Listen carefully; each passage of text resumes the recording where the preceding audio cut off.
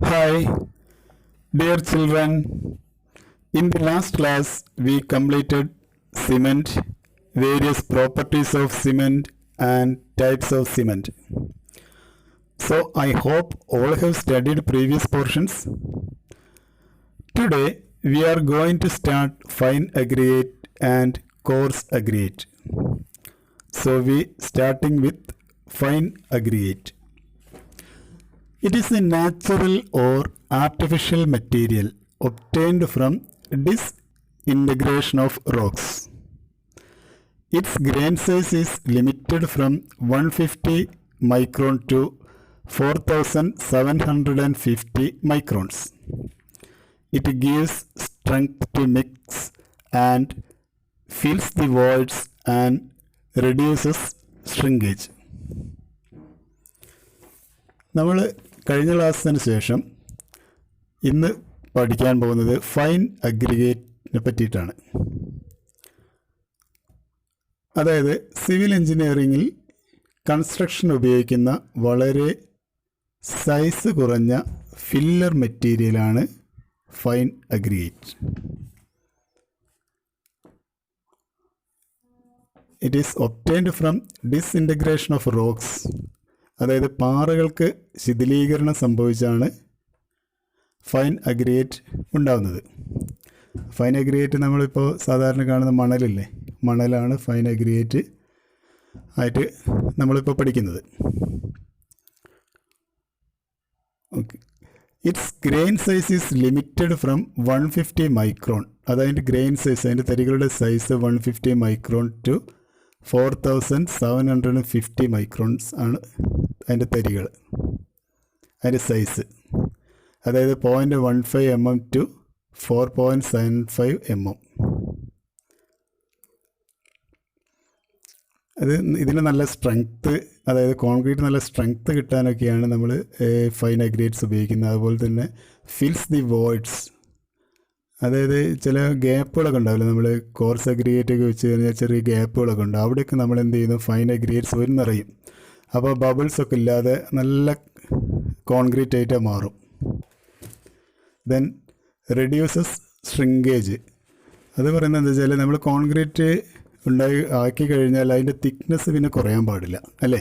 അങ്ങനെ അപ്പോൾ അങ്ങനെ കുറയാതിരിക്കണം. റെഡ്യൂസ്, അത് ഷ്രിങ്കേജ് കുറവ് വേണം. അപ്പോൾ 5 mm ഒക്കെ നമ്മൾ അതിൻ്റെ ഹൈറ്റ് വെച്ച് കഴിഞ്ഞാൽ പിന്നെ അധികം 2 mm ഒന്നും വരാൻ പാടില്ലല്ലോ. കോൺക്രീറ്റ് ചുരുങ്ങി വരുന്നതിൽ നിന്ന് കുറയ്ക്കുക, അതാണ് വോയിഡ്സ് റിഡ്യൂസ് ഷ്രിങ്കേജ് എന്ന് പറയുന്നത്. കോൺക്രീറ്റ് ചുരുങ്ങി വരുന്നതിൽ നിന്നും കുറയ്ക്കാൻ സഹായിക്കുക. അധികം ചുരുങ്ങാൻ പാടില്ല, കോൺക്രീറ്റ് ഉണ്ടായിക്കഴിഞ്ഞാൽ അധികം ചുരുങ്ങാൻ പാടില്ല, അതാണ് അർത്ഥം. Okay, then classification of fine aggregates. Classification of സാൻഡാണ് ഇനി പഠിക്കാൻ പോകുന്നത്. 3 തരത്തിലുള്ള സാൻഡ് ടെക്സ്റ്റ് ബുക്കിലുണ്ട്. അത് fine sand, medium sand, coarse sand. അതിൻ്റെ സൈസ് കൊടുത്തിട്ടുണ്ട്. Fine sand 0.75 to 0.425 mm, medium sand 0.425 to 2 mm, coarse sand 2 to 4.7550 mm. ഇതാണ് അതിൻ്റെ ഫൈൻ അഗ്രിഗേറ്റിൻ്റെ സൈസ്, സാൻഡിൻ്റെ സൈസ്. അതായത് നമ്മളൊരു അരിപ്പയിൽ വെച്ച് കഴിഞ്ഞാൽ, ഒരു അരിപ്പ ഇതാക്കി കഴിഞ്ഞാൽ അതിൽ 4.75 mm കൂടുതലുള്ളത് അരിപ്പ കൂടെ വീഴാൻ പാടില്ല. ഓക്കെ, അത്ര വരെയുള്ളൂ ആ അരിപ്പയിൽ. അത് അങ്ങനെ കിട്ടുന്നതാണ്, അതായത് ആ ലെവലിൽ കിട്ടുന്നതാണ് എന്ത്, ഫൈൻ അഗ്രിഗേറ്റ് എന്ന് പറഞ്ഞത്. അതിൽ കൂടുതൽ വലിയ പീസൊക്കെ ആണെങ്കിൽ നമുക്കത് ഫൈൻ അഗ്രിഗേറ്റിൽ വരില്ല. ക്ലിയർ ആയല്ലോ? Then various types of fine aggregates. Pit sand, river sand, sea sand, manufactured sand. Pit sand നമുക്കറിയാം, കുഴിച്ചെടുക്കുന്നത്. അത് ഭൂമിയുടെ 2-3 മീറ്റർ അടിയിൽ നിന്ന് നമ്മൾ കുഴിച്ചെടുത്ത് കിട്ടുന്ന സാൻഡാണ് പിറ്റ് സാൻഡ്. റിവർ സാൻഡ് പുഴയിൽ നിന്ന് നദിയിൽ നിന്നൊക്കെ കിട്ടുന്ന സാൻഡ്. സീ സാൻഡ് കടലിൽ നിന്ന് കിട്ടുന്ന. മാനുഫാക്ചർഡ് സാൻഡ് അത് മാനുഫാക്ചറിങ് ആയിട്ട് ഉണ്ടാക്കുന്ന സാൻഡ്, അതാണ് എം സാൻഡ് എന്ന് പറയുന്നത്. റോക്ക് പൊടിച്ചിട്ട് എടുക്കുന്ന സാൻഡ്, പാറ പൊട്ടിച്ചിട്ട് ക്രഷ് വെച്ച് പൊട്ടിച്ചിട്ട് നമുക്ക് സാൻഡാക്കി മാറ്റുന്നു.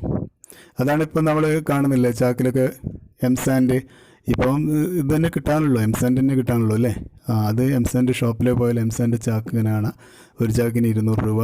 അതിൽ നല്ല ക്വാളിറ്റി, അതിന് പീ സാൻഡ് എന്ന് പറയും കേട്ടോ. നല്ല ക്വാളിറ്റി പീ സാൻഡ്, അത് നല്ല ഗ്രേഡ് ആയിരിക്കും, അതിന് വേസ്റ്റൊക്കെ കുറവായിരിക്കും. അതിന് പീ സാൻഡ് എന്ന് പറയും. അപ്പോൾ എം സാൻഡ് എന്ന് പറഞ്ഞാൽ മാനുഫാക്ചർഡ് സാൻഡ്. പിന്നെ പഠിക്കാനുള്ളത് പ്രോപ്പർട്ടീസ് ഓഫ് ഫൈൻ അഗ്രിഗേറ്റ്സ്.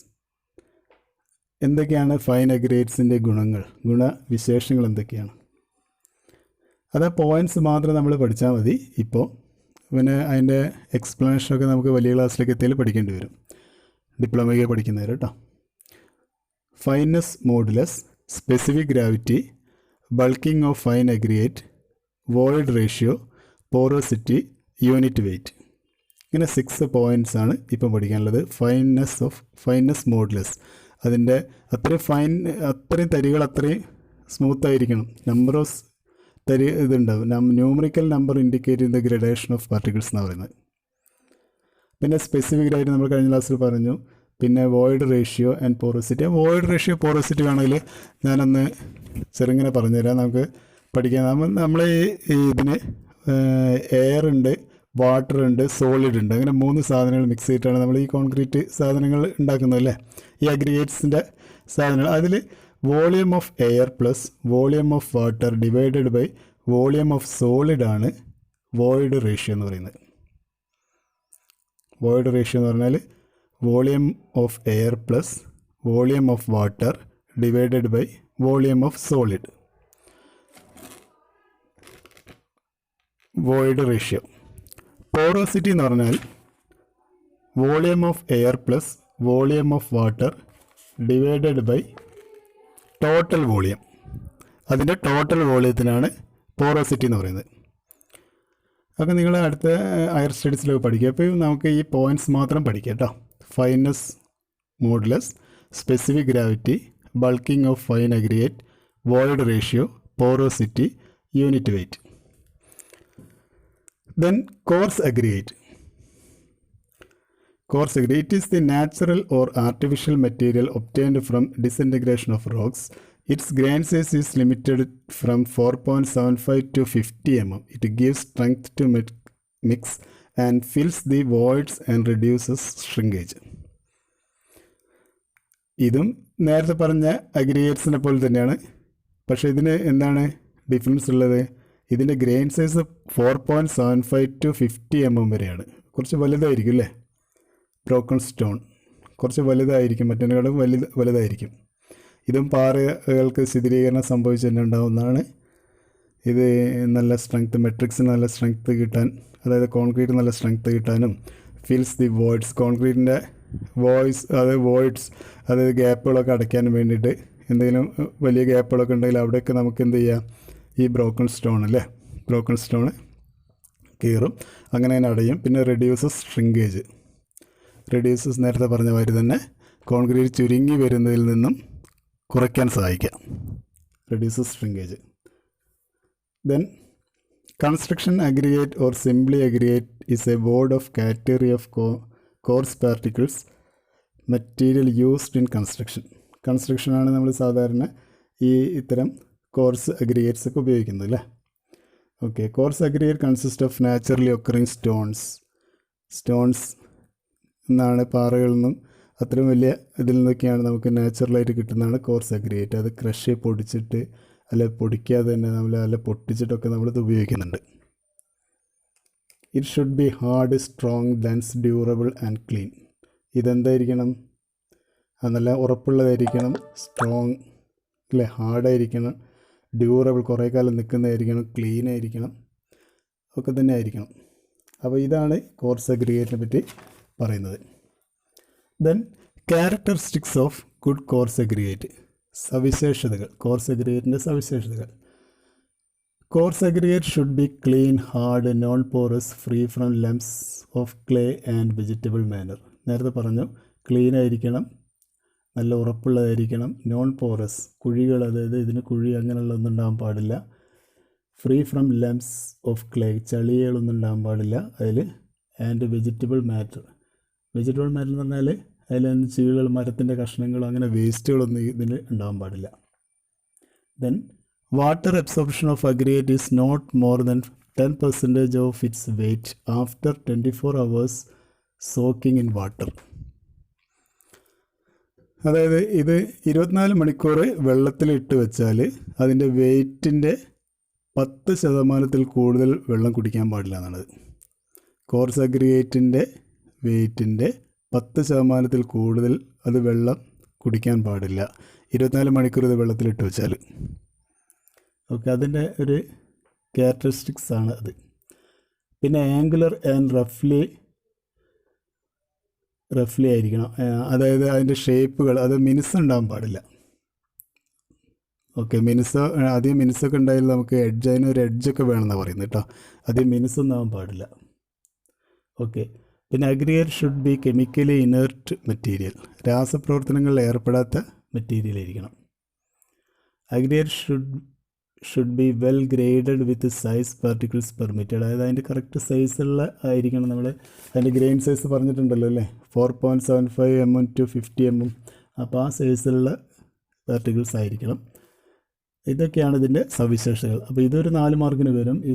ഇത് ക്യാരക്ടറിസ്റ്റിക്സ് നോട്ട് ചെയ്ത് വെക്കണേ, characteristics. Then properties of coarse aggregate and properties. നേരത്തെ നമ്മൾ ഫൈൻ അഗ്രിഗേറ്റ്സിൻ്റെ പറഞ്ഞ മാതിരി തന്നെ പ്രോപ്പർട്ടീസ്, അതിൻ്റെ ഗുണവിശേഷങ്ങൾ രണ്ടിനും ഏകദേശം സെയിം തന്നെയാണ്. Bulk density, void ratio, specific gravity, aggregate crushing value, impact value, water absorption, ഇതൊക്കെയാണ് അതിൻ്റെ പ്രോപ്പർട്ടീസ്. അപ്പോൾ ഇതൊക്കെ നോട്ട് ചെയ്ത് വെക്കുക, പഠിക്കുക. ഈ 6 പോയിൻറ്റിന് എഴുതിയാൽ മതി. 2 മാർക്കിന് വരുന്ന ക്വസ്റ്റ്യനാണ്. ഇതിൽ ഇന്നെടുത്ത ക്ലാസ്സിൽ ഏകദേശമൊക്കെ പലപ്പോഴും SSLC എക്സാമിന് വന്നിട്ടുള്ള ക്വസ്റ്റ്യൻസാണ്. ഫൈൻ അഗ്രിഗേറ്റ്സിനെ പറ്റി അതിൻ്റെ പ്രോപ്പർട്ടീസ് എഴുതാൻ വരും. പിന്നെ കോഴ്സ് അഗ്രിഗേറ്റ്, അതിൻ്റെ ക്യാരക്ടറിസ്റ്റിക്സ്, പ്രോപ്പർട്ടീസ്, ഈ ചാപ്റ്ററിൽ ഇതൊക്കെ ഇമ്പോർട്ടൻ്റ് ആണ്. അപ്പം നന്നായി പഠിക്കുക കേട്ടോ. ഓക്കെ, കാണാം.